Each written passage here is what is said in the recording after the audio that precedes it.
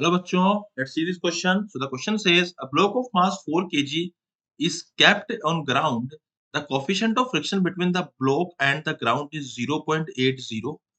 An external force of magnitude 30 Newton is applied on block parallel to the ground. The resultant force exerted by the ground on the block is what? So हमको यहाँ पे resultant force की बात करनी है. So first of all we will write the key concept.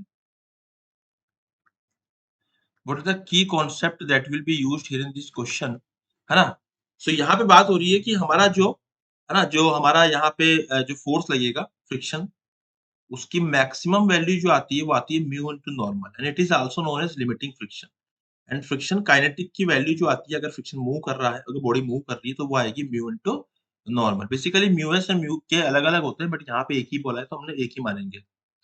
अब हम question को करते हैं. तो a block of mass 4 KG is kept on ground. इसका 4 केजी मास था. On the coefficient of friction between the block and the ground is 0.80. So basically यहाँ पे जो फ्रिक्शन की मैक्सिमम वैल्यू आएगी वो आएगी mu into normal. And what is the value of mu? It is 0.8 multiply what is normal, it will be equal to 40 क्योंकि ऊपर की तरफ हमारा नॉर्मल लगेगा एंड नीचे हमारा 40 न्यूटन लगेगा. तो इसको सोल्व करने पे कितना आएगा? ये आएगा हमारा 32 न्यूटन. ठीक है. And external force of magnitude 30 Newton is applied. अब हमने यहाँ पे क्या करा, यहाँ पे लगा दिया है 30 न्यूटन. ठीक है. This is F external. जैसे हमने ये लगाया है is applied on the block parallel to the ground. The resultant force exerted by ground on the block.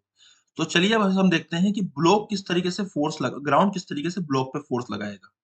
देखो होता क्या है, यहाँ पे 4 kg ब्लॉक है.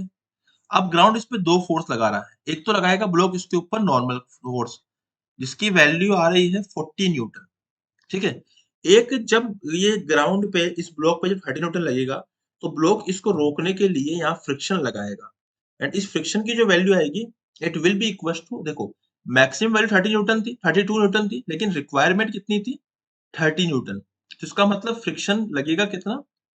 30 न्यूटन, क्योंकि इतनी ही रिक्वायरमेंट थी. वो लग सकता है मैक्सिमम बट वो लगेगा 30 न्यूटन. तो इट मींस कि 30 न्यूटन आएगा यहाँ पे.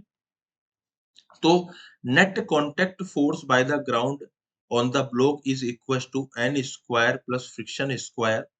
When I will put the value of n तो ये हो जाएगा 40 का स्क्वायर प्लस 30 का स्क्वायर का होल अंडर रूट एंड इसको सोल्व करने पे इसकी जो वैल्यू आएगी it is 50 Newton. So 50 Newton is the answer which is matching with option number 3.